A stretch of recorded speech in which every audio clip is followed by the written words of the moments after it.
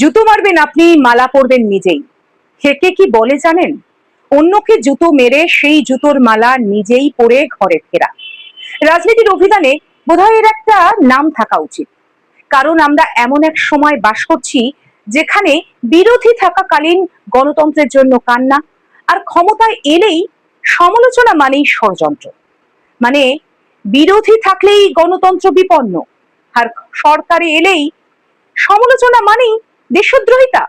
বাহ, দারুণ তো।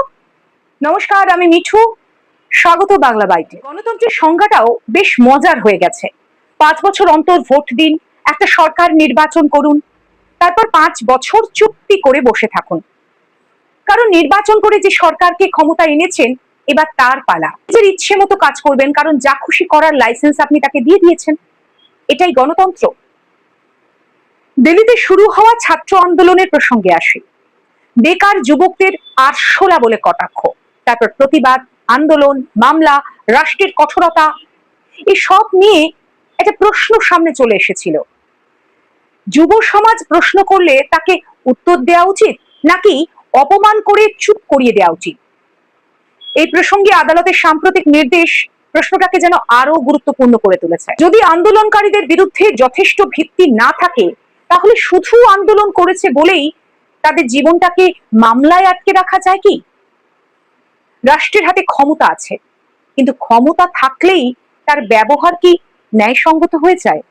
আর এই ককরোচ জনতা পার্টির নামটা, সত্যি বলতে কি এই নামটাই যেন রাজনৈতিক দলগুলোর দিকে আয়না তুলে ধরেছে।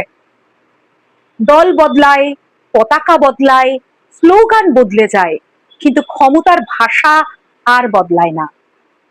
সবাই দেশের সেবক। এত সেবক থাকতে থাকতে দেশের মানুষ কেন যে এত অসহায় হয়ে পড়ে, এই প্রশ্নটাই একটা নিজেই প্রশ্ন হয়ে উঠেছে যেন। একটা সময় শুনতাম, বাংলার নিজের মেয়ে, আবার জিতবে বাংলা। মানে বাংলা আর একটা দল এক, দলের বিরোধিতা মানে বাংলার বিরোধিতা। আজ আবারও অন্য জায়গায়, কিন্তু একই ফর্মুলা। একটা দলের বিরোধিতা মানেই আপনি রাষ্ট্র বিরোধী, আর সেই দলের জয়গান করলেই নাকি দেশপ্রেমিকের সার্টিফিকেট মিলে যাবে। এই যে দলীয় রাজনীতিকে দেশপ্রেমের মাপকাঠি করে দেওয়ার চেষ্টা, এটাই বড় বিপদ।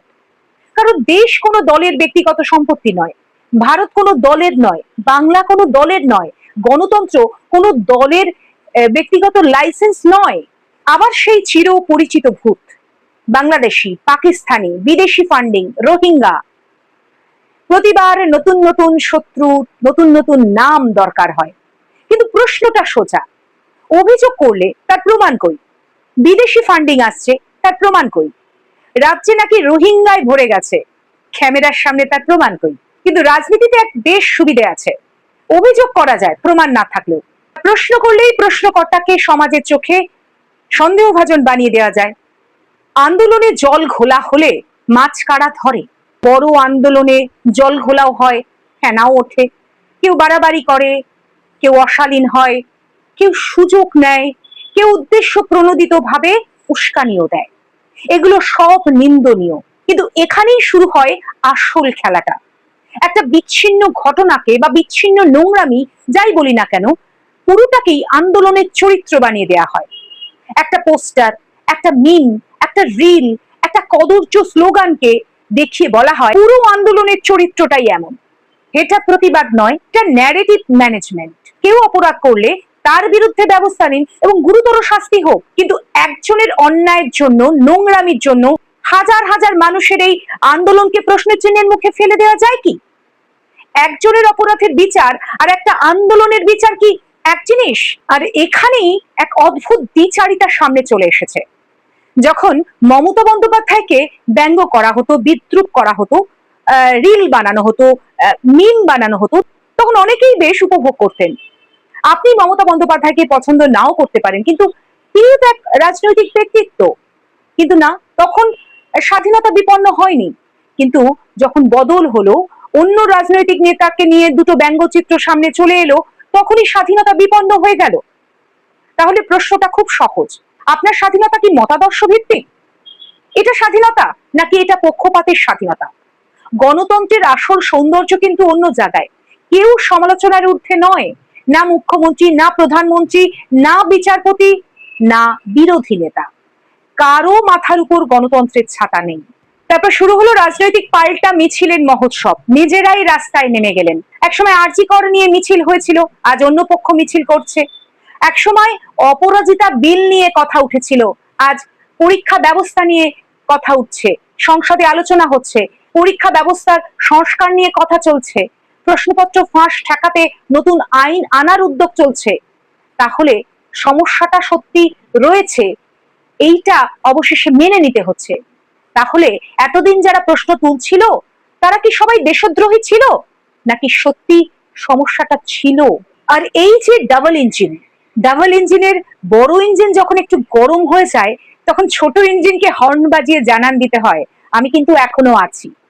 আর এই ইঞ্জিন তত্ত্বে জ্বালানি হিসেবে লাগে জনগণের ভোট। আর এই ভোট কিন্তু দলের সম্পত্তি নয়, জনগণের। রাজনীতিতে সবচেয়ে বড় অঙ্ক, আজ এখানে দেখা হচ্ছে, কাল সেখানে দেখা হচ্ছে, রাতে ফোন যাচ্ছে, বৈঠক হচ্ছে। রাজনীতিতে আলোচনা চলতেই পারে, সেটা গণতন্ত্রেরই অংশ। কিন্তু এই হুজুর হুজুর ফুসুর ফুসুর সারা দিন যাদের একে অন্যের শত্রু হিসেবে দেখানো হয়, রাতেই যদি তারা দরজার আড়ালে বন্ধু হয়ে যান, সমঝোতা করে নেন, সেই বন্ধুত্বের হিসেব কি জনগণকে দেয়া যাবে? মানে জনগণের সামনে শত্রু আর দরজার আড়ালে বন্ধু। এই অবশ্য নতুন কিছু নয়, এই নাটক পুরনো। দল বদলায়, চরিত্র বদলায়, সংলাপ বদলায়, কিন্তু স্ক্রিপ্টটা সেই একই থেকে যায়। 2029-এর পরীক্ষা, যদিও খানিকটা সময় আছে, এক্ষুনি বলা খুব মুশকিল কে পাশ করবে কে ফেল করবে। কিন্তু একটা কথা নিশ্চিত, যে সরকারি হোক বা যে দলই হোক, জনগণকে গুরুত্ব দিতেই হবে, কারণ সেই পরীক্ষার ফলাফল জনগণের হাতেই। তাই জনগণের ভোটের লাইনে যদি ব্রেক ফেল হয়, বড় ইঞ্জিন কিংবা ছোট ইঞ্জিন কিন্তু দাঁড়িয়ে যাবে। তাই বিষয়টা খুব সোজা। আজ আপনি ক্ষমতায় আছেন, কিন্তু আপনি মালিক নন, প্রভুও নন। আপনি জনগণের প্রতিনিধি। বিরোধী থাকাকালীন যে স্বাধীনতা বা যেই গণতন্ত্রের কথা বলেন, সরকারে এসেও সেই গণতন্ত্রের কথা, সেই স্বাধীনতাটুকু আপনাকে রাখতে হবে। কারণ গণতন্ত্রের সৌন্দর্যই এখানে। আপনি কাউকে পছন্দ নাই করতে পারেন, কিন্তু তার স্বাধীনতা আপনাকে রাখতেই হবে। তার বলার স্বাধীনতা, গণতান্ত্রিক স্বাধীনতা, এটা বজায় রাখতেই হবে। আর যদি তা না রাখা হয়, তাহলে পতাকা থাকবে, নির্বাচন থাকবে, মাইক থাকবে, মিছিল থাকবে, কিন্তু গণতন্ত্র কোথাও থাকবে না। তাই আজকে জুতো ছুঁড়ছেন, ছুড়ুন, কাল সেই জুতোর মালায় না নিজের গলায় পড়তে হয়। জনগণ কিন্তু সব দেখে, মনে রাখে, হিসাবও রাখে। Don't underestimate the power of the common man. আপনাদের মতামত অবশ্যই জানতে চাই, কমেন্টের মাধ্যমে জানান। আর তথ্যভিত্তিক উপস্থাপনা আপনাদের কেমন লাগছে, ভালো অথবা মন্দ, যাই হোক না কেন, জানান মতামত। সেই সঙ্গে বাংলা বাইটের সঙ্গে থাকার অনুরোধ রইল। নমস্কার।